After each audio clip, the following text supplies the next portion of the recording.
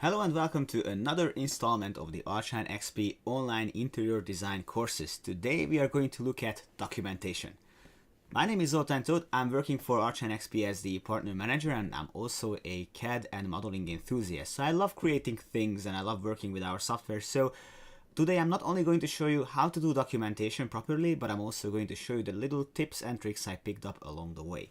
Last time we looked at kitchen design. We looked at how to create carcass furniture and how to create a kitchen like the one you see on the picture. And today's topic is all about, well, it's less about modeling. So this is less the artsy things and the more documentation side. So this might not be that exciting, but when you think about it, whenever you are creating a design, what really pays the bills is the documentation that you create. So you not only have to be very sharp with how you are designing a living room like this one, but you also have to sell the design somehow, and selling the design is done with layouts, like the one you see on the picture right now, or whether your mood board is convincing enough, or if you have the right dimensions that you can communicate with your clients. So all these components are adding together, communicating your design successfully. So there's no way around it. We have to learn how to do that as well. Before we dig in, let me just show you, as I always do, the webinar page of our website. If you go to www.archline.xp.com/webinars, then you can see today's show and all the shows I have done so far. So this is where we created the reception room that we are going to use today. I also talked about the basics of CAD drawing, bathroom design, and kitchen design as well. And our upcoming shows are obviously documentation and also lights and rendering. If you are coming from an architectural background though, I suggest you scroll all the way down, and here you can find relevant courses in that topic as well. Whenever we are making a presentation like that, I always urge you to ask your question on the right hand side or below the video in the chat bar, so that way I can keep the topic even more relevant. Another important thing is that if you haven't done so, please sign up to our webinar courses, because that way you never miss another show. For those of you who are new to this, let me talk about ARCHLine in general, because the software I'm going to use is a CAD/BIM three-dimensional modeling software called ARCHLine.XP, targeted for interior design and architectural purposes. Today we are going to look at documentation, that's true, but more from the interior design perspective. So this is what we are hoping to achieve, but this is not where we are starting. So I'm going to load up the starting position of this project, which can be reached from, by the way, I haven't mentioned that, but if you want to follow along, you can download the content that I'm using. So if you want to download the course guide, which is a very comprehensive PDF document, so that way you can follow along, or you can download the webinar files, and that way you would be able to use the same files as I do. Now, back to the software, and we are going to just go with File, Open Project, and we are opening up the starting position of this this content. So I'm just going to quit without saving, because we are looking to recreate what we are seeing here. Okay, so where do we start? First of all, we have a three-dimensional model of a living room. That was the first thing we created earlier this week, I think. So we have, let me just navigate around with the page up, page down keys to just look around the perspectives and see what we have. It's a very clean and neat and simple project, but this would be able to demonstrate the documentation tools just as perfectly. So what is the first thing that we do? Well, the first thing that I usually do is to create a mood board. Well, the mood board is there to sort of communicate the atmosphere, the mood of your room, and that is nothing else but a layout onto which you are collecting images, materials, pictures, snapshots. So that's what we are creating first. We go to documentation and we click on mood board, and we are creating a new mood board, which is done like this. So first you have to decide on the paper size. We have the standard paper sizes. I'm usually partial to A3 because that's a large enough size. So I'm just going to go with A3 and in a landscape position. Now I could potentially position a plot stamp or title box.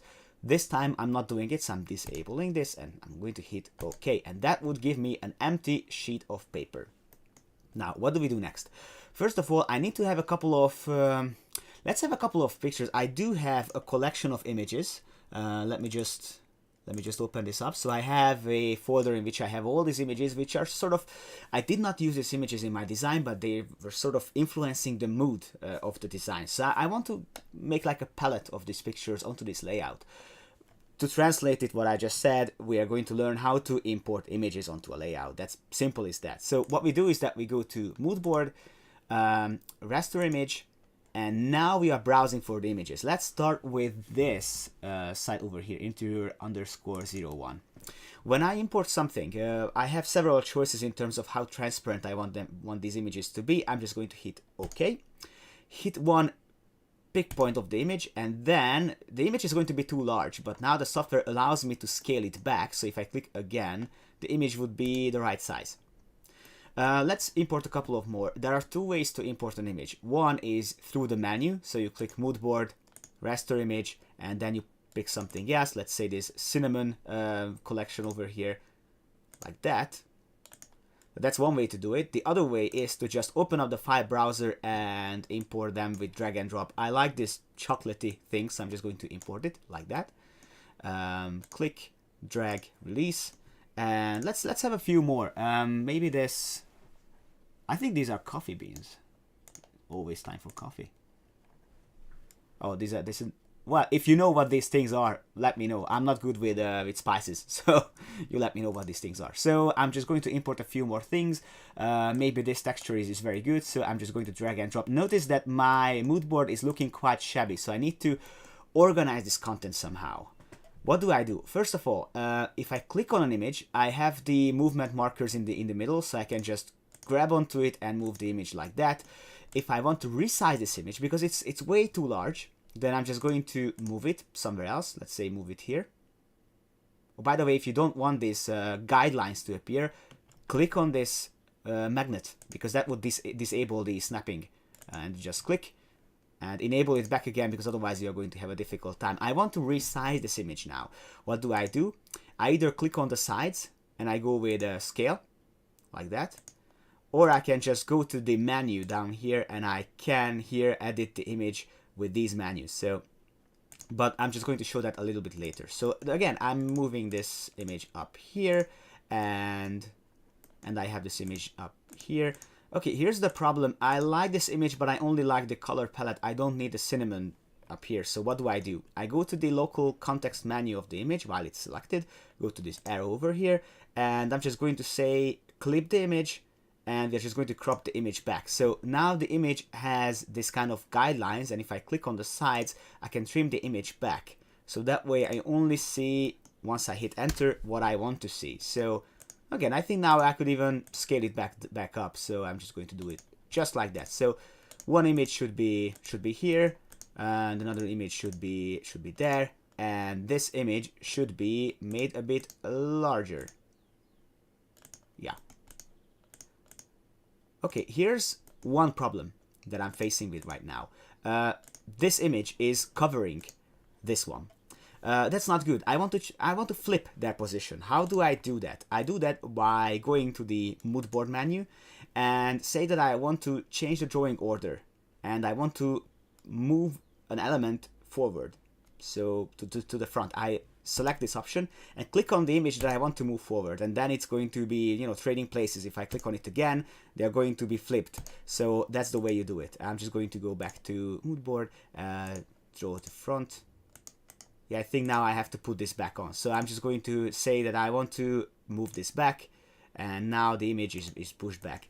Another problem that I'm facing with right now is that this particular image, I need to flip this. There's no reason for that. I just want to show you how that's done. So you go to the context menu, and you go with edit, and here if I say flip horizontally, then I just flipped it. So that's how you do it.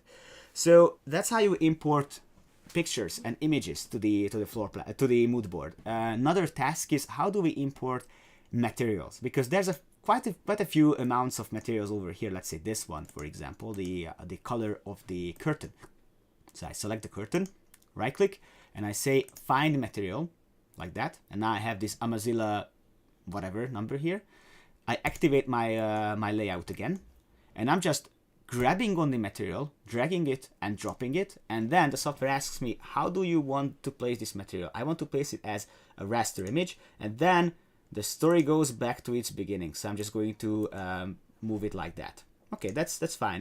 Well, when it comes to organization, this might be a bit shabby, but this gives you an idea. Another task I want to solve is how to put text onto the layout. Well, couldn't be easier. If I go to drafting and I go to text, let's click place it, and now I can type my text, which should be mood board, and hit OK. Okay, problem. If I place this text now, it's going to be amazingly huge. Why is that? Well, it's because the text has a certain size, which is actually 0.2 meters, so it's like 20 centimeters, which would be fine on a floor plan view. So if I put text over here, it's going to be the actual size, but this layout is already scaled down. So what I need to do, I have to select the text and scale it back down. I think a tenfold scaling down would be good. So I'm just typing in an extra 0, and then the text would be fine. Okay, let me just put it right here. I don't like the style of the text. I want to give it another font. So I do that by clicking on the text, and on the property grid on the left hand side I can change the font, which should be I think this Century Gothic would be fine. Let me just find something which yeah, this one is better. I think I need to make it bold. That's much better. And the color, well, it's black and everything else is brownish and beige. I need to change it somehow, so I'm just going to say that the color should be something else. I'm just going to go with maybe a brownish hue. Mahogany, I think that's good. Okay, here we go, so that's perfect. Meanwhile, there are questions coming in regarding the mood boards. Keep them coming. I will turn back to them later on. Okay, so we have the mood board ready, and if you want to print this, later on I will show you how to do that. But let's discuss now the floor plan itself. By the way, if you have many things appearing, you have many windows, and sometimes they appear, sometimes they disappear. With this button down here, you can reorganize your layout. Moreover, if you have one of the layouts selected and you push the F2 key, then the layout would be, or the viewport would be magnified. So if you only want to focus on this part, then just push the F2 key, and then it jumps to a larger scale. If you just click on the floor plan, push F2, and it's going to be magnified. By the way, this is F2 is a short key for this. So that's another tip I can teach you about that. Now let's talk about how to get actual documentation and dimensions from this floor plan. And for this, first of all, I'm going to magnify this. I'm just going to go with this tool over here, and I want to dimension this floor plan. But for an architectural kind of layout, I don't need this many things. I don't need the objects. For that, I need to disable what I see on the floor plan. Now, we already know that there are obviously layers that we can enable and disable. However, there's an easier way to do it. If you go to the layer walk tool over here, then you can see exactly what is currently enabled and disabled on your floor plan. So you see that there's quite a few elements on the furniture layer, lighting, decor, curtains. We don't need them. All we need is the walls and the slabs. If you want to select two things, just control and click, and then you have the elements that you need. Okay, so that's what we need. That's what we want to dimension: walls, doors, windows. The next thing, we are going to do a dimensioning, but we don't want to do this manually. We go to dimension, go to building, and all walls. Now what this does is that it tells you that based on the current settings, these are the things that the software is going to measure up. So it's going to measure the wall endpoints, connections, door, window frame, etc.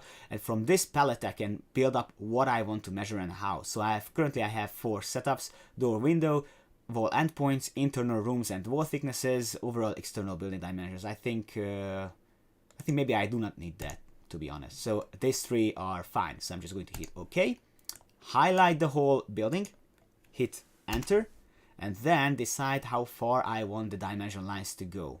Let's say up until this point. Hit click, and then the dimension lines appear. Now The funny things about these dimension lines is that they are in connection with my drawing. What does that mean? It means that, for example, this window is like this wide. But if I go back and change the width to something else, let's say to 1 meters, then the dimension lines would update as well. So now it goes to 1 meter as well. So whatever you do, the dimension lines are going to update themselves. So I'm just going to undo this. Okay, this has been an automated dimensioning, but this still doesn't explain how to dimension things individually. By the way, if you are curious about why the dimension looks like that, this is something which is defined by the window and door properties. So if you want to change that because of your local standards, they might be different, go to the window and door properties, go to dimension and consignment, and set it up here. Okay.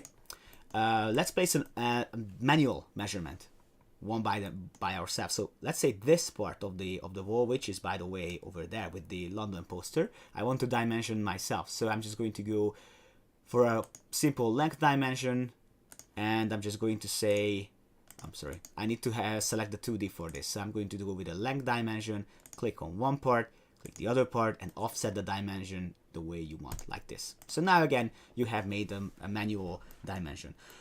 You might want to know how to set up the dimension styles. You do that in the properties. So you go to properties, length dimension, and here you can set up the units that you are using, the decimals, and the architectural ticks at the end. If you want to use another symbol, you can do that here, and you can save this kind of styles as a localized, your own style if you want to set that up.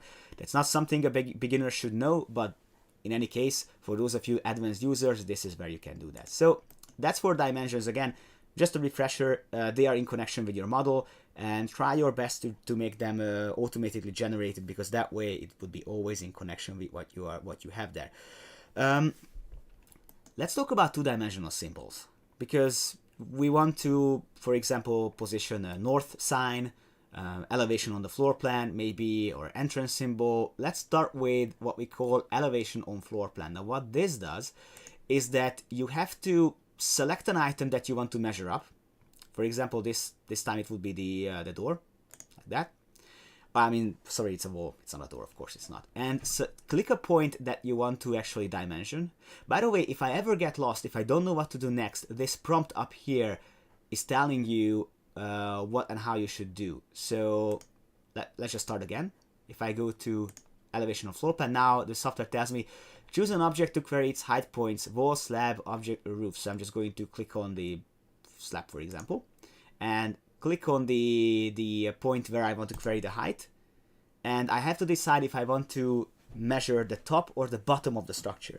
For now, I want to measure the bottom of the wall, so I'm just going to hit there, and I know that the value is now minus 0.3 meters, because this is actually the slab's value, but I'm going to change it to 0 meters, because that's what I want to place down. If I hit OK, the software offers me a preview of the two-dimensional symbol that is going to be added. This is what we use in Hungary. If you are using something else, go with the replace option and find something else, or create your own groups for that. This is just a preview, so that's not the actual value that is going to be shown. That's just a preview of how it's going to look like. So hit OK, and then I can position my elevation marker like this. So this is how you do it. Again, this is in connection with the drawing, so if anything changes, this updates as well. So let's start with another. What should be next? I think the room and area stamp would be the next two-dimensional group that we are placing. Now, when it comes to rooms, the software is able to calculate elements which are highlighted or bound by walls. By the way, if I hover my mouse here, you see a very strange sketching problem that I did. The ceiling was made a bit hastily, so this point is not good. If I click on this move node, I can fix that. So that's just a quick detour, so as we are not leaving anything unsaid. Okay, let's go with room and area. Well, how does this work? If I go with room by walls, the software is able to sort of recognize how far the rooms go. So if I click, now the software is going to recognize the boundaries of the room, and it tells me it's currently 34 square meters plus change. And now it says living room, concrete. This is a default that you can set up. So if you go to the room and area properties, you can set up how these norms and naming conventions should look like. So for example, now this particular living room, if I click on the pencil icon, it tells me that it is a living room because it was, I told the software before. But if I want to rename that, maybe in certain, what should this be? So it's reception room, for example. I can rename that. I can define what kind of covering the room has. I think it has, if I remember well, it has a parquet covering. And if I hit OK, the stamp updates. Again, you can move this somewhere else if you want, but that's just one way to do it. However, if you want to have manual control over what your room shape is, you can do that. For example, let's delete this stamp. Let's imagine that we have one part of the room which is a dining area, which is actually the case over here, and another part which is a living room. So how do we assign the roles?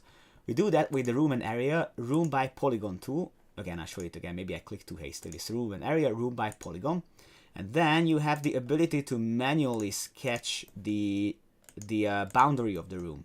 So in this way, the software is going to ignore the actual walls. Instead, it listens to you how big the room is. Now, I don't know where to snap to, so I'm just going to hover my mouse up here and allow the software to appear with these green lines. And then if I click back, hit enter, the software tells me what is the height of the slab and wall. This is basically needed for calculation. Let's just use it as it is. Hit OK.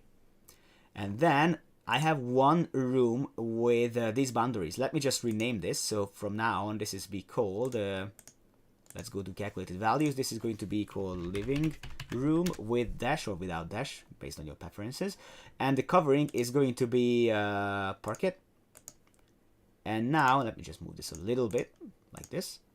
And now the remaining part I'm going to assign as a dining area. So I'm just going to highlight the points. Again, snap to this point, snap to the opposite side. Perfect. Snap like this. Just use the snapping option, it just makes things much easier. So enter, again, enter, and now if I have another room which I'm going to rename, and it's going to be called, I said dining, right? Dining. And the covering, well, it could be parquet, but maybe I changed my mind and I want to have another, maybe marble tiled or ceramic tile sort of covering. So that's how you do it. That's how you assign room or location sort of roles by yourself. So that's how you do that. And the next logical thing would be is to have sort of like an entrance sign, because that is what we need here, like a two-dimensional group, an arrow which shows that this is how I'm going to enter the location. So I'm just going to go to the object library, and here I have a group library over here. So if I go with what should we look for? Let's look for arrows. And I think I'm going to use this arrow 03, drag, drop it, like that. And I want to turn it, so I'm just going to click on it, click the rotation marker and flip 100 and, yeah, 8 degrees. Let me just find another one. I think that wasn't the one that I was looking for. Arrow number 2 would be fine, like that. So I'm just going to rotate it like that, and I'm just going to snap it somewhere here. So I'm clicking on the end, snap it to this point, and there we go. So now we have like an entrance marker over here. You can move this if you want, you can fill it up with color if you need, but that's just the idea of how to use two-dimensional groups in your floor plan. Next logical step is the north sign. Now the north sign is a bit similar to an entrance sign, but a bit tricky as well. I'm showing you why. So let's assume that I already know the north direction of this model, and let's assume that it's like this. So I'm just going to click on the north direction marker, and I'm going to turn this compass over here, like that. And from now on, the project north is like this. So I want to enter a compass to signify the north direction, which I can do by clicking on the design center, and I think under the signs and sorry, I entered the library, but I didn't need to. I'm not sure where to find it. I think it's in the North English folder. Let's find one which is actually good for my purposes. Let's say this one. if I drag and drop this element, you see that it's already rotated automatically. So I don't need to rotate it to be in sync with the actual north direction. The software does it on my behalf. So let's click it. There are two problems with this. This symbol. First of all, it's green while it should be black. So I'm just going to hit the group itself and say that I want to force the color of the group, because if I highlight this element, I see that the group's color should be black, but the arrow is still green. Why is that? That is because the individual lines and hatch patterns which were created were originally green, and the group is not enforcing its color, not imposing its color onto this group. But if I select it and I say force color, it's going to be black. So the other problem is that this is too large. I need to scale it down, but without, instead of coming up with numbers how to scale this down, let's use a formula. It's very important that in ARCHLine, whenever you can type in a value, you can use formulas. Multiplication, deduction, whatever you want. So now I'm going to delete the meter signifier and say that it's going to be 2.72 meters divided by 2. Hit enter, and the software scales the group the way I want. So again, if you have any element and you want to change its size, you can add multipliers or divisions or anything like that. So formulas work here perfectly. Okay, having said that regarding the signs and symbols, let's proceed now with a text. I think now it's enough space to put a text over here, so I'm just going to go with drafting, text, and here I need to enter, let's say it's going to be a living, or what should be, living room, and I think with a dash, that would be in order. And another thing I should add may be the scale. Scale 1 to 100. Okay, and the text should be here. Cancel. Now my problem here is that that this is too small. So if I click on the size signifiers, then I can make it a little bit larger. I'm just wondering why it hasn't added the line break. Let me just investigate this a bit further. If I click on the marker over here, or I'm just clicking here to sort of signify the text itself, I'm not sure why it's not adding that, but I have to investigate that further. So I'm just going to do it like this. So if you want to add text and you want to resize it, that's how you do it. You can remove it somewhere else.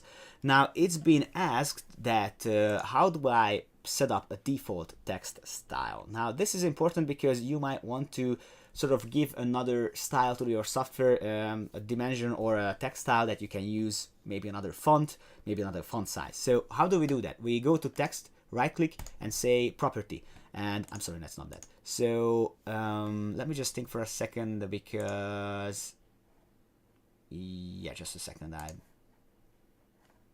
I'm just going to find where to find the text style. I think let me go back to this schedule later, because I'm pretty sure I can do that. Just need to remember how. Okay, so regarding the text, we are going to come back to that point. Next logical point is that we are going to print a two-dimensional floor plan of this location. How do we do that? Well, we could do it right now, but the problem is that in the 3D I have all the objects, but on the 2D I don't have nothing. So I need to fill this up back with lives, which I do by clicking on the layer walk and again turning off on the visibility of all the elements that I need, including curtains, lighting, etc. And now I see that my stamps should be moved a little bit further like this, so that way it will be less crowded. So now I'm able to print this out only after I have moved this as well, because I don't like crowded drawings. I'm sure that you don't like that either. So now I want to print the whole thing. So how do I do that? Well, the easiest way to do it is to go to File, Print to PDF, and then the software prompts me to this printing window where I can set up the printing properties. Now, the first thing I have to decide is that where I want to print this. Obviously, you could find another printer if you want to actually print to a printer, or if you have another PDF norm that you want to use it in, you can do that here. I'm just going to use as PDF printing, and clicking on the File button over here, I can define where I want to save my my floor plan. So this would be here, and I'm just going to name it floor plan. Okay, this hasn't printed it yet. This is just a signifier of the name. So now comes the paper size, which should be A3, and I think it should be a landscape one. Okay, I want to print the entire drawing, and I want to define the scale factor. Now, here I have several choices. If I say scale to fit, then the software is going to distort the drawing into a shape that actually fills out the paper, but this is not in an actual scale. So this is like 38 point something, which is not, you know, an actual norm. So instead of using scale to fit, always try to find a scale with which the drawing would fit. So now it's going to be 1 to 50. So if I'm just going to say apply, close this and change this text actually, because it should be 1 to 50. So let's do it like that. And now do it again. So just print a PDF. I don't want to have anachronisms, you know, or controversies that I have put 100 here and 50 there. So now paper size is good, orientation is perfect, but the drawing is not in center. So I have to click center the plot. And now I have the drawing nicely and neatly aligned with the center in 1 to 50 scale. So if I hit print now, then the software thinks for a second, and then it's going to save the document. And if you have a PDF viewer that I have over here, then it's going to appear. If you're not satisfied with line weights or anything like that, you can go back to the software and change these things there. But this is how you can make a printout of your floor plan. Let me just close this down and proceed with another task, which is about proceeding with the documentation, because, you know, having just one single floor plan is not enough. You want to create like a layout of certain assorted drawings and dimensions, and only one part of it would be the floor plan. We also need wall elevations, and that we can create using the documentation tool. Now, wall elevations, I already talked about architectural sections before. These elevations are going to be a bit similar. I have two choices. I either want to have like an image view of the wall that I'm looking at, or I want to have a drawing version. Now, both have advantages and disadvantages. Let me just start with image. What I do, I click on the wall that I want to dimension up, and I'm not sure if you see it from this plant, but I have an arrow which shows me where I'm looking the wall from. So I'm just going to click, and now the software tells me this is what I currently see. If I click on the side of this rectangle, I can offset it all the way to the edge of the building, and then this would be what the width of what I'm seeing. And also I can trim it back, because if I don't want to see that many things, I can trim back. I don't want to see this, what is this? Maybe like a small sitting device. So I'm trimming it back. I don't want to see this. And if I hit enter, the software thinks for a second, and it tells me that now I ended up with a PNG image. Now, regarding the images, you can define what kind of file format you need. I always use PNG because that's what I can easily edit in GIMP, the image manipulation software. And also you can decide on the size. So I'm just going to use it as it is, and then I can place it down. So I could place it down onto the same layout as the drawing. Or if you want to collect it in a different way, then you can just go to View, Add to the Drawing, and name this as Wall Elevations. So now you have a clean drawing, and you can now go back to your floor plan, hit Ctrl X to cut this image, click a picking point, now it's gone. So if I go to my other layout, Ctrl V would place it. So now if I don't want to sort of collect everything onto the same level, then I can do it just this way. So if I go back to the wall elevation, maybe I need to have another one. So I'm just going to go with again, documentation, wall elevation. It's going to be this time a drawing version, and click on this wall over here, and I'm looking at it from here. Do I want to trim it back? No, I think this is fine. Hit enter, and now I ended up with another drawing. So if I highlight it, Ctrl X, it's better to, you know, collect them separately, because that way your design would be much cleaner. So let me show you how to dimension onto these documents, because even though this looks like a picture, it's still got nodes onto which you can dimension things. So let's dimension this, which we can do by first of all, let's reorganize the working area with this button over here, and go with dimension. and I'm going to do a series of horizontal dimensions, which is done like this. So first, pick the point that you want to start the measurements from. You see that when I hover my mouse, the software snaps to that point. So this would be the first point. I'm sorry, that I need to have horizontal ones, not like that. So I'm going to go with horizontal. So dimension this up like this, and then every time you click on anything, the software is adding the dimension line like that. So I'm going to dimension it like this, and eventually I would have the wall thickness like that. So if the wall thickness is too close to the other dimensions, maybe your drawing gets too crowded, then you just click on the rotation markers, and you can, the movement markers, and you can move these things. If you want to measure the height of these drawing elements, maybe you want to measure the sill height and the window height, then you can do an elevation on section action, which is done like this. So first, again, just follow what is written here. Pick the first point to dimension, and pick the second point and offset the numbers like that, like this, and I forgot about the 0, so I'm just going to hit that as well. So that's how you can do it on an image version. If you want to use it on a drawing version, then it's even easier, because then you have all the numbers or the nodes over here, so you can snap to these points easily. One thing I want to point out though is that you might want to get the hatch patterns right. So if you, for example, want to know how come the slab looks like this on an image and looks like that on a section, then it's a very easy answer. So let me just go to the 3D and select the slab itself. Let's go to its properties and go to the slab layers.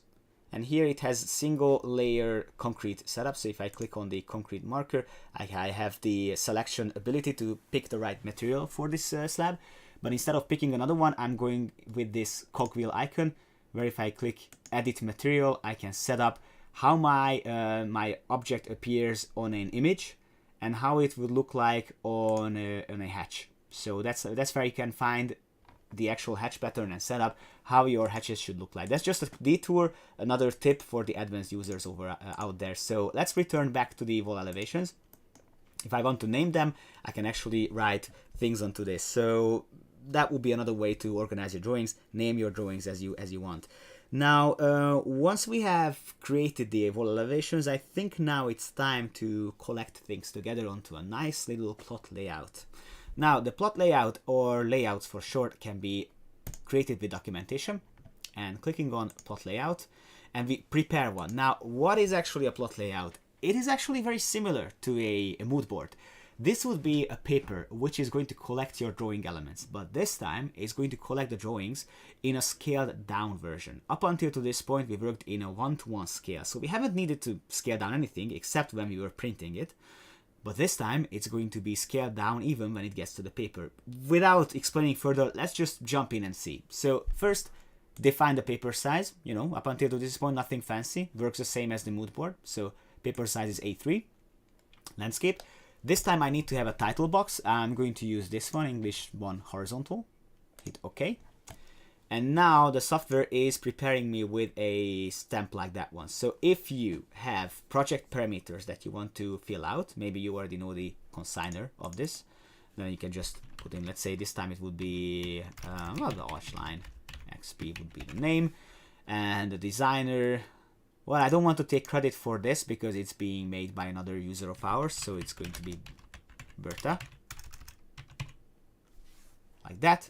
And now the title box is automatically filled. If you want to fill it later on, you can do that, but these are basic data that we are going to work with. What is the next task? First, we have to push the drawing elements onto this layout in a scaled down version. So I'm just going to go with the Project Navigator. Now, if you haven't used the Project Navigator before, this is a very neat tool to organize your drawing content. If you don't see it, maybe it's hidden, maybe it's a reclusive little thing. So if you hover your mouse over the Project Navigator, it should appear. And if you move your mouse away, it should collapse. But if you want to make it stay where it is, hover your mouse and use this little pin thing to pin it out. So now it's there. Okay, so first we need to insert the ground floor drawing onto this layout. So I'm just going to grab it, move it, and release it. Now the software asks me, what is the scale in which you want to place this drawing element. It's going to be 1 to 50, like this. So now click and it's there. Okay, that was easy enough. How do we insert our wall elevations? Let's go with that. So wall elevations are here. I drag, drop, and it's going to be a 1 to 100. And my problem is that I don't really, well, I think 1 to 50 would be better, to be honest. So I'm just going to undo this, and it's going to be in 1 to 50, like that. Okay, here we go. Problem, it's too large. Things are like getting away from the paper, and I don't need this image version anyway. So what do? I click on the drawing that I have inserted, and I offset this this back. Does this mean that I'm deleting the drawing? No, it doesn't mean that. It means that this bluish rectangle is like a window through which I'm looking at the original content. So if I click on this, for example, I see that this is what I see. So if I have things outside of this rectangle, it's not going to be featured. So that's how you can easily push things onto a layout. What happens if you have any kind of change on your drawing? Maybe I go back to the drawing and I'm removing this symbol. I don't need that.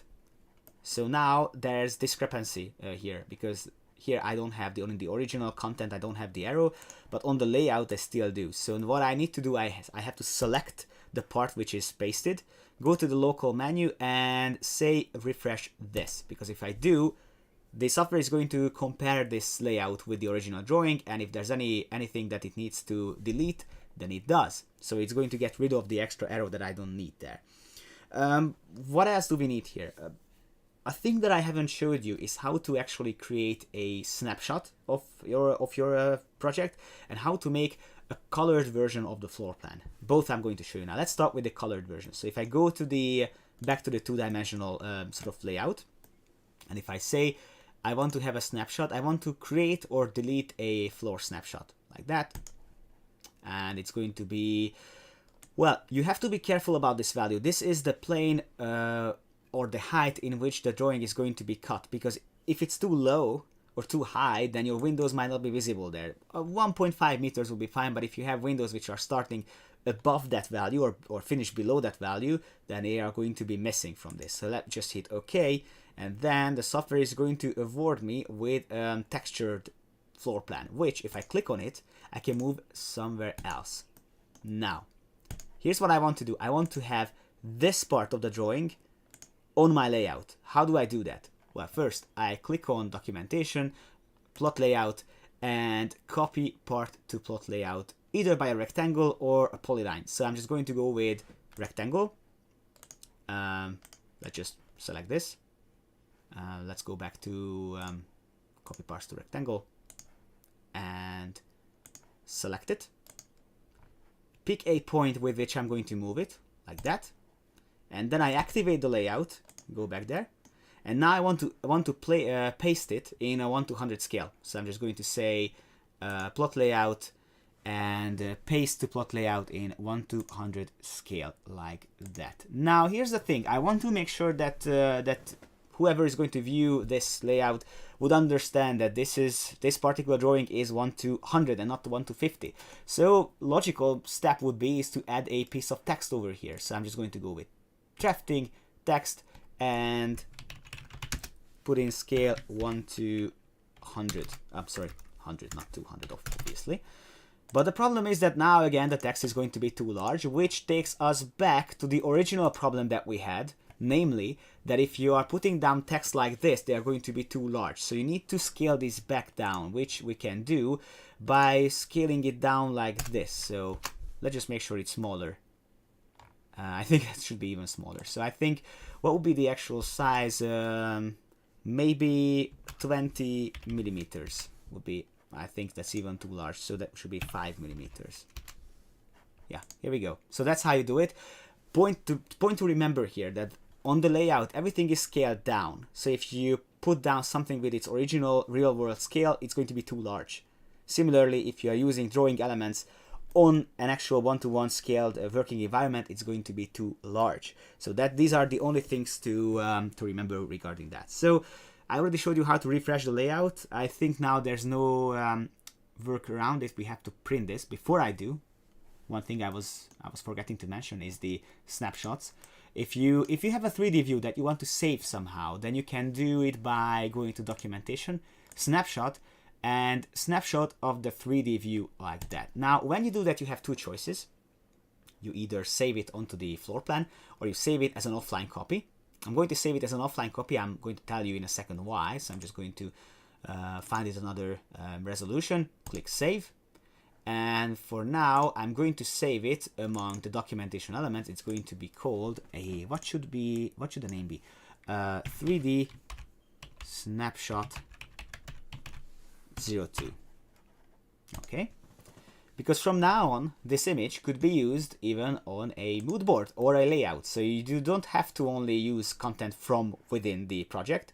You can use it from within the file browser like that. So if you have this and you want to paste it, you can do it like this. So that was something that I haven't mentioned, but I didn't want to miss that one. So let's go back to the layout. And now it's time to print it. We go to print to PDF, which is shortcut over here, so you don't have to go all the way back here. Instead, you can just go to documentation and print to PDF. Couple of things we have to figure out here because it's well, it's easy to print it. There's just a few things you have to keep an eye on. First, make sure PDF printing is highlighted, and make sure you have another name for this. So I'm just going to name this layout 02. I find it very difficult to type while I talk. I wonder why that is. So let's just hit save. Define the paper size. A3 would be fine.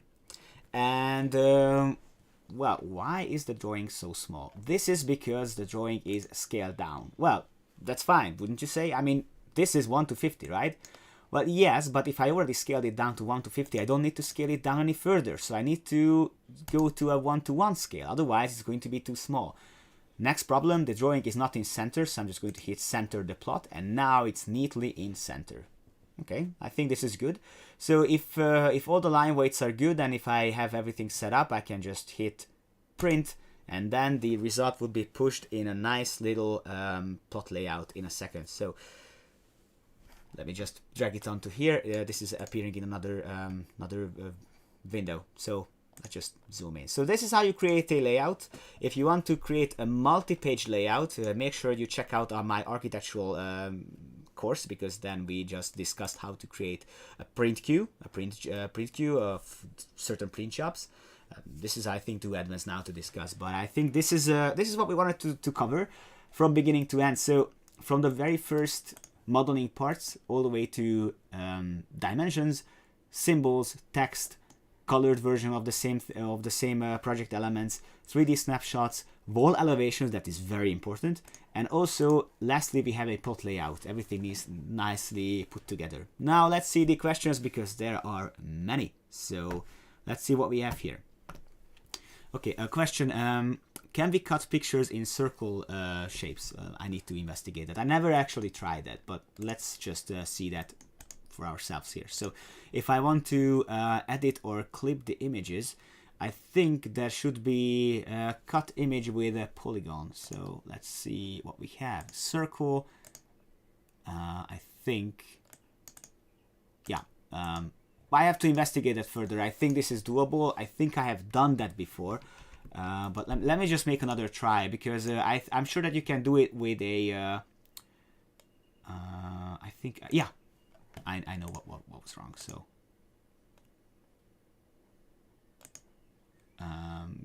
yeah, should be doable. I'm just not sure how exactly, but no, I'm not going to invest more time in that one, because that should be a way to do it.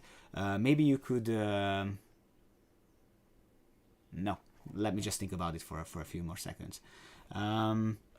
While the questions are arriving, let me just write my colleague Ilish over here, because there are some plot layout regarding questions, and I think he has something to say about that. Okay, let's move on to the next question, which is about, let me just scroll back. Can you set a default font for all projects? I'm going to show that in a second. Another question, how can we make a new window table and not the usual one? I'm not sure what that means, so maybe you might want to explain that to me. Maybe, no, I'm not sure about that. If the model is geo-referenced, will the north point not automatically have its angle? Yes, if it is, but this project hasn't equipped like that. So if you have another project, then I'm just going to open up a new version of ARCHLine, and I'm going to there open up a new project which I'm pretty sure is geo-referenced, and then the north symbol would jump automatically there. So let's find another project which does have geo-referencing. I think this one does, or if not, then I can show you how to do that. I think originally I have set this up, but maybe this still has the north direction in pointing to 12 o'clock. But if you already have, if you, for instance, yeah, here we go. So now we have a project in which the north direction is already set up. So if I have another element over here, let's say like this, then the arrow would comply with it. So this is something what I haven't done in my previous project, but if you have set it up and if the project is geo-referenced, then this is how it should look like. Okay, the next question, can the text of the floor plan for the scale not be linked to the chosen scale in the output? I have to circle back to that. Can you refresh all drawing sheets in one? Yes, you can. If you go back to the sheet itself, then you have a refresh layout tool over here. So that way you can, let me just highlight the whole plot layout. And if I say I want to refresh all the layout elements, then it's going to refresh everything. So I don't have to do it one by one. You can do it at once. And clarification on the table question that I was asked before. I'd like a table on the doors window to show width, height, type, seal to be on the plot floor plan for every door window, of course. Yeah, I can do that. I can show you that. I did not want to cover schedules today, but I think now it's in order. So ARCHLine.XP comes with a tool which is called a schedule, and what it does is that it creates a table of elements which are sort of collecting the elements, but they are in connection with the model. I think it's better to show it. So let's go with placing schedule, and here I have several choices. I'm going to go with a door and window schedule. Yeah, a door schedule will be fine. I think I have 2 doors or maybe 3 windows, so I think it's better to position them. And here I can define what kind of data I want to show. I want to have the ID I don't need, floor I don't need, name, no, width, height, orientation, area, reference ID. I think this is fine. So if I hit OK, then the software would make a table of content over here. So here I have all the elements that I have created. So this you can also put onto the layout. More importantly, if you want to trace back to the original elements, so you want to know what this schedule actually is, you can just click on it and it shows you. And if there's any change in the schedule or in the model, these things would update. So again, similarly, you can now copy paste this schedule onto the layout. So if there's, I'm not sure if it would fit, but I will try it nevertheless. So I'm just going to go with plot layout, copy part to plot layout with a rectangle, and I'm going to copy this part in a, maybe it would fit here in a 1 to 100 scale. So I'm just going to go with plot layout, paste 1 to 100, and here we go. So again, this is yeah, it was too small. This is actually a good way to show this. Okay, so this works 2 ways. So the selection rectangle works 2 ways. If I have something missing from my drawing, I can just click on the selection rectangle and just trim it back, and then it would show. See? So that's how you can do it. Okay, let's go back to the questions that we have. Wow, looking at this nice. Okay, that was for the doors and windows. Is it possible to make that automatic, or I should make it by group 1 by 1? If it references, this question references the door and window schedule, then the schedule is put together automatically, but you have to place them onto the layout manually. Question, in the title block, can you send fields to come through from the project details? Yes, actually, I haven't showed you that, but under file and BIM and project parameters, you can set up things which are default values for a project. So if you have the project's name or number or all the details over here, then when you are filling out a layout, project name, let's say reception room, project number should be 001, etc. So you can 0422, etc. You can fill this out originally, and then when you are preparing a new layout, let's create another one like this with a plot stamp, and yeah, then here I can decide to update the project parameters, and that way they are going to be added to the title box. So that's the correlation between the title box and the project parameters. Okay, so that's, just to put it simply, that's the way to do it. Okay, let's look at another question. Please see, we see question time. Let it go. I'm not sure what that means. Okay, so another thing that I haven't discussed is regarding text. So let me just open up a new project and show you how to set up the text style over there, because I haven't done this in a while, but I think I can just yeah, I think I will need to ask for some help regarding that one, because I'm pretty sure I managed to do it before. I just need to refresh my memory. Let me just go to my guide and look for that one. So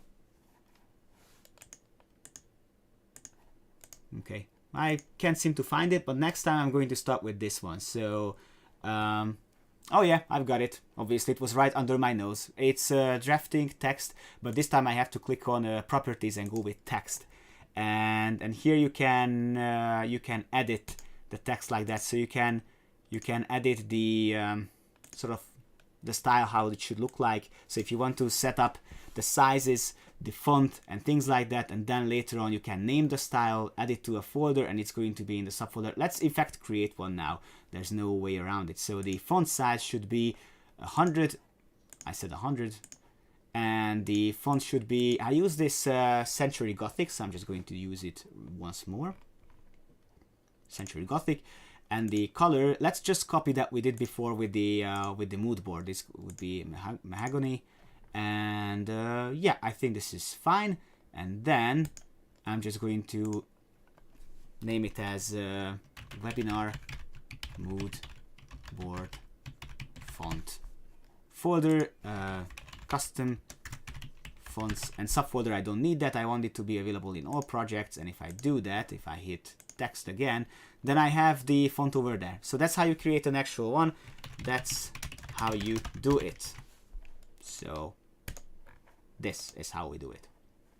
Okay, that was the answer for several questions, I think, regarding the texts. Yeah, about this, can the text of the floor plan for the scale not be linked to the chosen scale in the output? Well, depends where you put the text to, because if you put text into the original floor plan in an actual scale, then you have to scale that down as well in the plot layout. If you want to have a font which is the actual perfect size on a layout, then you have to copy the style, resize it, and save it as a style, as a font style customized for plots. So what you need to do is that when you are saving a style like that one, so when you are creating a new one like that, then make sure you find a smaller size, and when you're saving it, name it as version for layouts or things like that, and then you can use the text. But here's a very important thing to sort of stress here. When you are creating a plot layout, the plot layout is not there to get additional text or lines on top of it. That's just for collecting the elements. If you want to have additional annotations, you can do that just fine, but the role of the layouts is not to have actual elements, additional drawing elements onto them. It's about collecting things. So if you want to have additional text, you can do that, but it's better to make them in the 1:1 scale floor plan view. Okay, another question. I tried to do a floor snapshot. How can I get it in a high resolution like yours? For some reason, my floor snapshot is much lower resolution. I think that should be a setting, but let me just circle back, because if I do documentation, snapshot, I think this is a default. I'm not entirely sure where to set this up, but I could be looking into that later on. So yes, I understand what you mean. So yeah, that is noted. What could be the other way? I'm just wondering if there's another way to make a floor snapshot, but I don't think there is. Okay, I will look into that one. So these were all the questions. Let me just run through them again real quick to see if I have if I have managed to cover them all. The only thing I'm missing is the pictures in a circle shape. Let's make another try with that one. So if I have a raster image, let's say I have one like this, and if I want to crop it like that, so I'm going to clip the image and cut the image with a polygon outside, and I think, yeah, so you can do that, of course. Of course you could, but with a larger circle maybe. So if I go to the context menu, you go with clip the image. It matters which one you choose, because if you say cut the image with a polygon inside, then you are going to drill holes within the image. But if you go with outside and you click circle, then you have to add the radius, which let's make it 2000 millimeters. Don't forget that now we are working in millimeters and 1:1 scale, so even this one is too small, but you get the idea. So that's how you clip the image. The rest of the image is staying there, but it's going to be temporarily hidden. So that's how you do that. On the layout, it works the same way. And yeah, and that was all the questions. I think I managed to cover them all. If there's anything missing, please let me know. Next time, which is tomorrow, we are going to look at lighting. And that is all about lamps and what makes a lamp. Lamp is actually made of an object.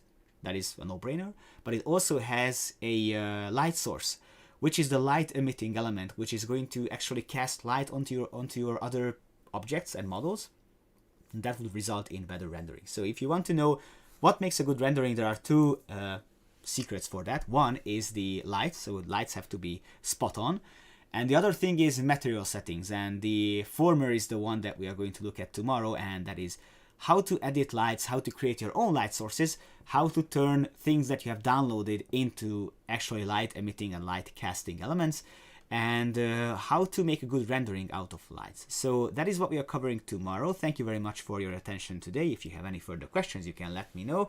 And again, as a reminder, for those of you who are newcomers, if you want to check out our upcoming shows, you can do it on the website. You can download the course guides, and you can upload or you can check back on the older sessions that we had. Again, if you want to get more architecture related topics, then you have them under ARCHLine.XP.com/webinars. For now, I would like to thank you for your attention. See you tomorrow. Oh, by the way, if you like this video, don't forget to like it and subscribe to the channel so you'd never miss another show like this again. Thank you.